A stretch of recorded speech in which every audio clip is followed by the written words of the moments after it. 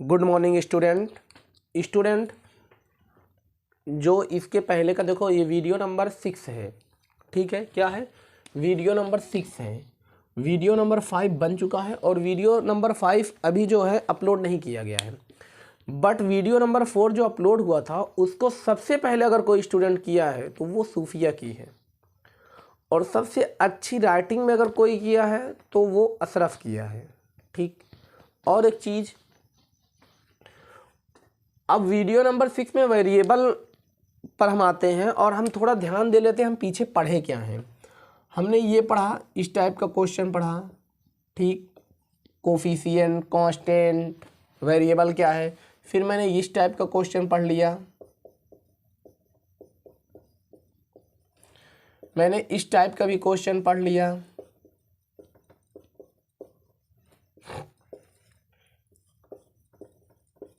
इस टाइप के क्वेश्चन हम पढ़ चुके हैं।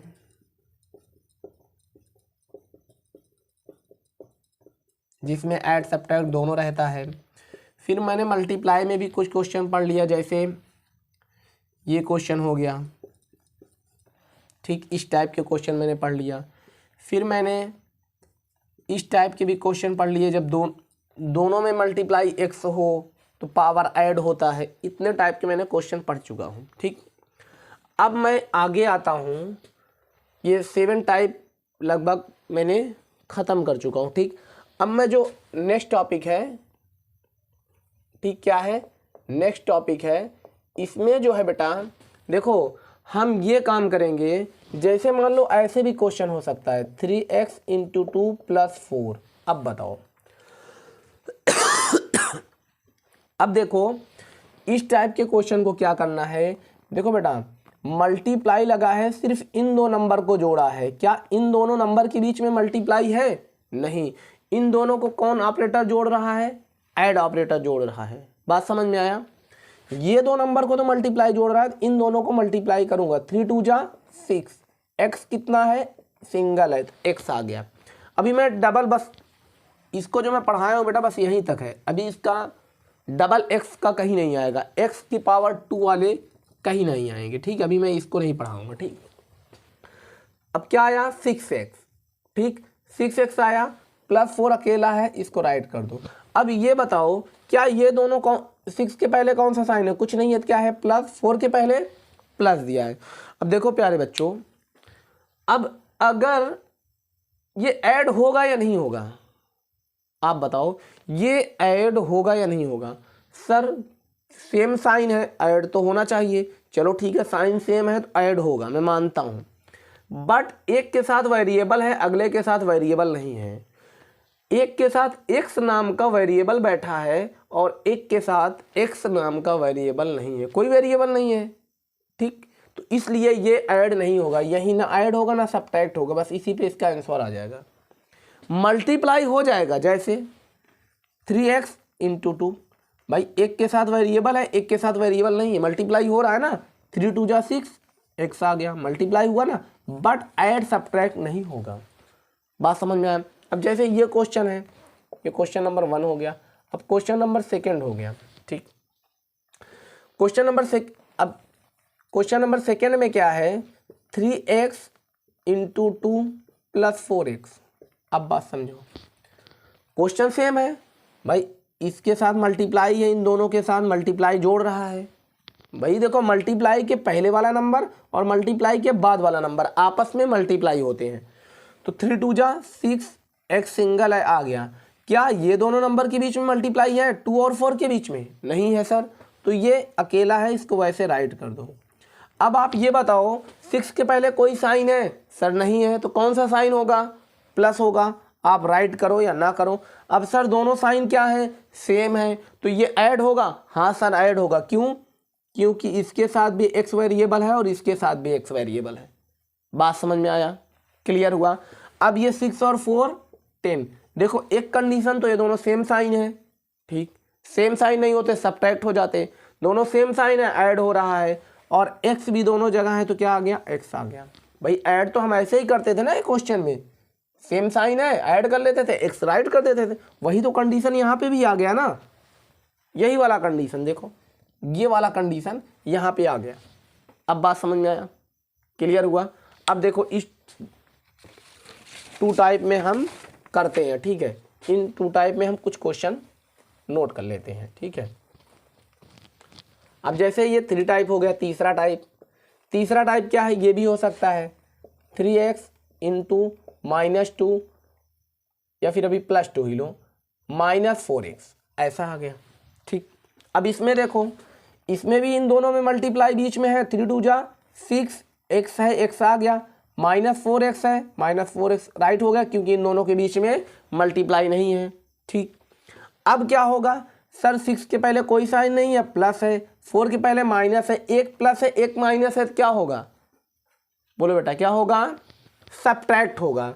जो नंबर बड़ा है उसको अब देखो सब्ट्रैक्ट होने के लिए भी दोनों के साथ सेम वेरिएबल होना चाहिए। यहाँ पे भी x है, यहाँ पे ये चीज माइंड में बैठा लो, ऐड एंड सब्ट्रैक्ट होने के लिए सेम वेरिएबल होना चाहिए, सेम वेरिएबल होना चाहिए तभी होगा, नहीं तो नहीं होगा। अब जैसे ये है तो इसमें एक में वेरिएबल है एक में नहीं है तो ऐड नहीं होगा, बात समझ में आया। अब जो है ये 6 में जो बड़ा नंबर है उसको ऊपर राइट कर दो, जो छोटा नंबर है उसके नीचे। 6 में से 4 निकालो, क्या आया 2, प्लस वाला ग्रेटर है, प्लस आ गया, +2, x दोनों में है, x राइट कर दो। समझ में आया भाई। x क्या है, ये दिखा रहा है कि जो मैं ऐड किया है सब्ट्रैक्ट किया है कौन से वेरिएबल का है, x वेरिएबल का है। क्लियर हुआ यहाँ तक। अब देखो इसमें आप ये भी देख सकते हो question, 3x into 2 -4x into 5, ये क्वेश्चन ले लेता हूँ, ठीक। इस टाइप का क्वेश्चन एक ले लेता हूँ। अब इसमें देखो क्या करना है सर, यहाँ मल्टीप्लाई है, इसके आगे वाला नंबर और इसके बाद वाला नंबर, चलो ठीक है। और कहाँ पे मल्टीप्लाई है सर, यहाँ पे मल्टीप्लाई है, इसके पहले का नंबर और इसके बाद का नंबर। क्या ये दोनों नंबर के बीच में मल्टीप्लाई है, नहीं सर, इन दोनों नंबर के बीच में मल्टीप्लाई नहीं है, तो ये दोनों नंबर आपस में मल्टीप्लाई नहीं होंगे, ठीक। 3 2 जा 6, x है, x आ गया, 4 5 कितने भाई, माइनस है ही नहीं है, माइनस है ही नहीं तो प्लस आएगा ही।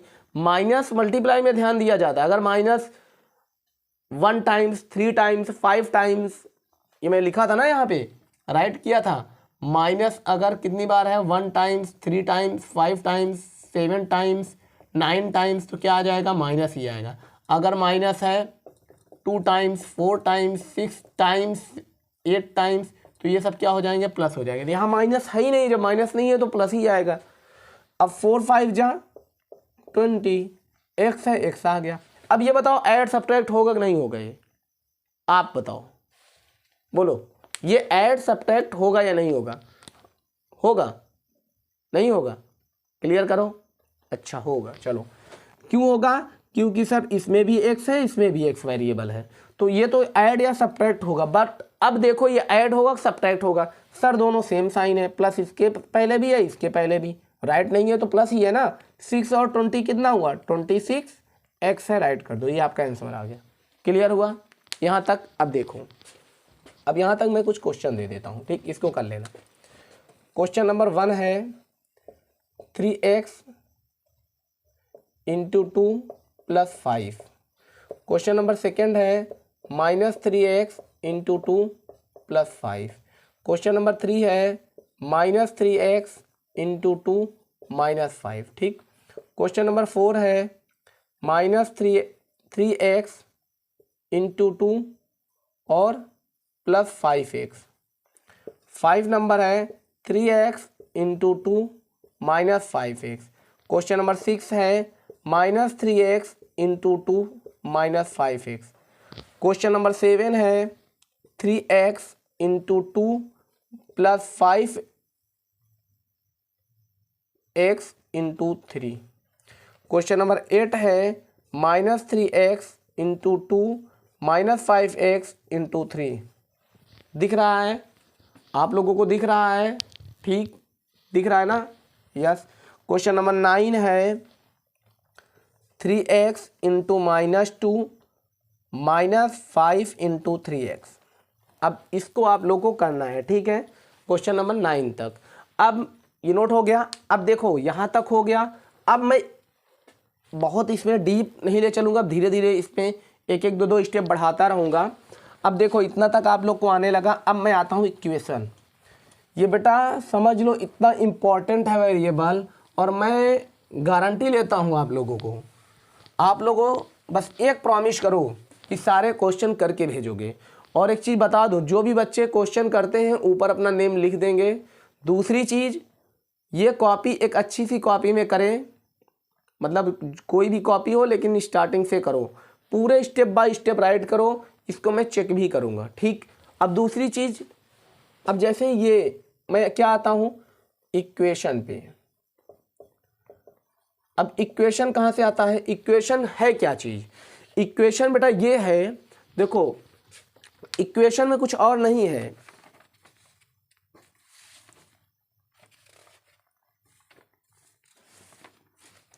इक्वेशन में क्या है? इक्वेशन मीन्स इक्वल, ये समझ लो। अब जैसे ये दे दिया 3x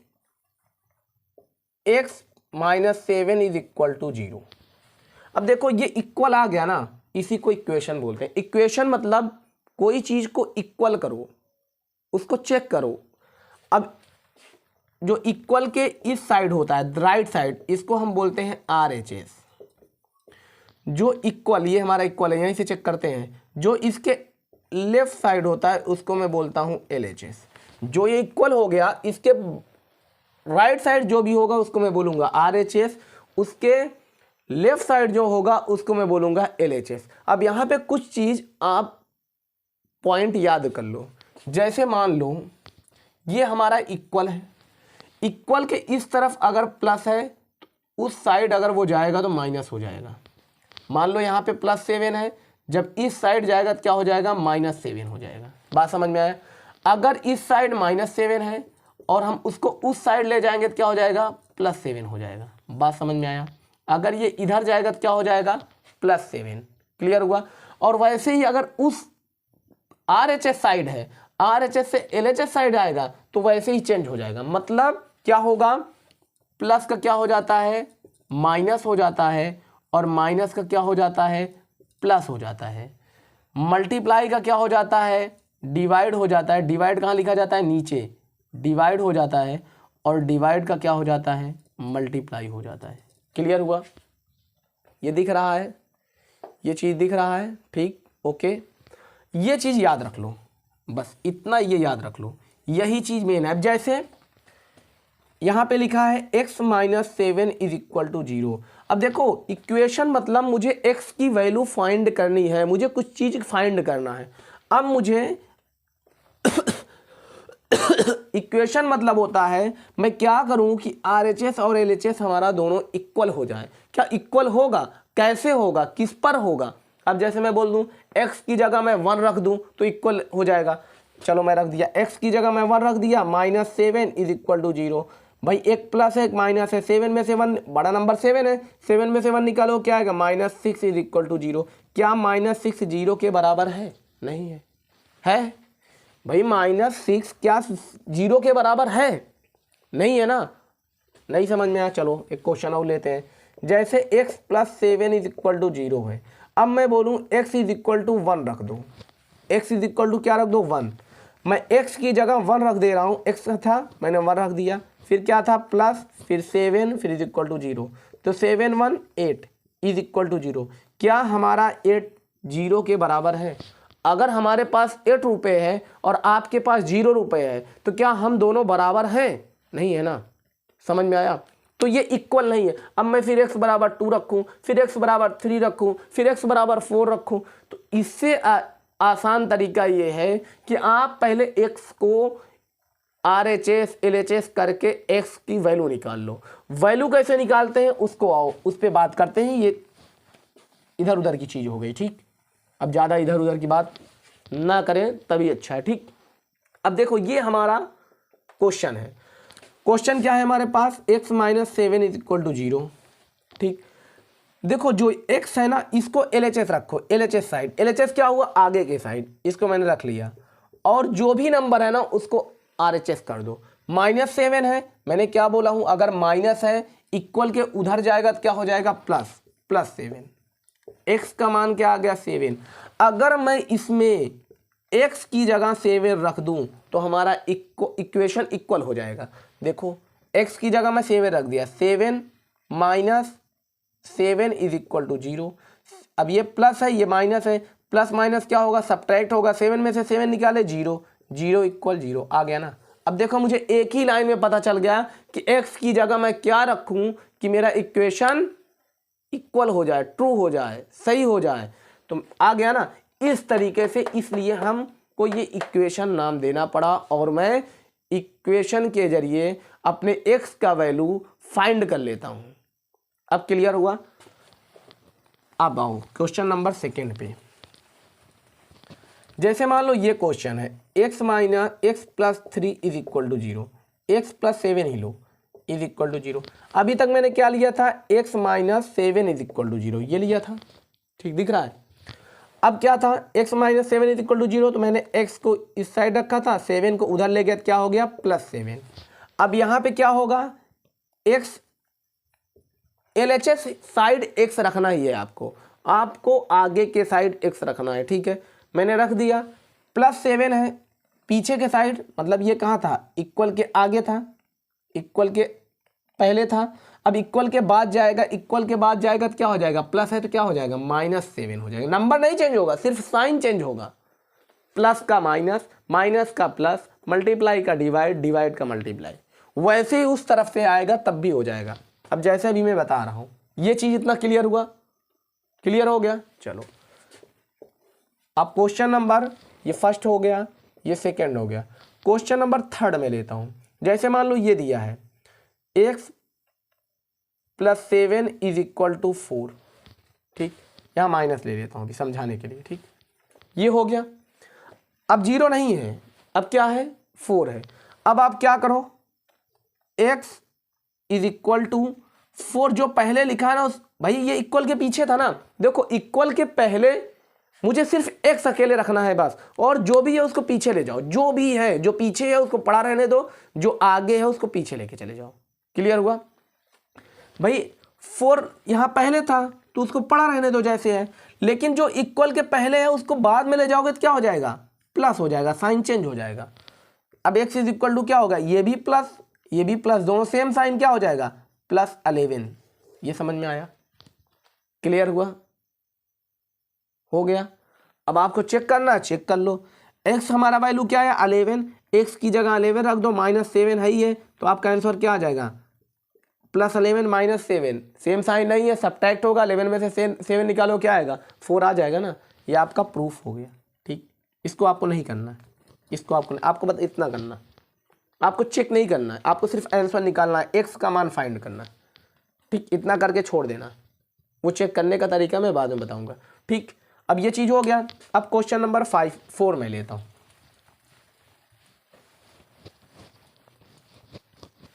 क्वेश्चन नंबर 4 जैसे मान लो ये है x minus 7 is equal to 4, x plus 7 ले लो।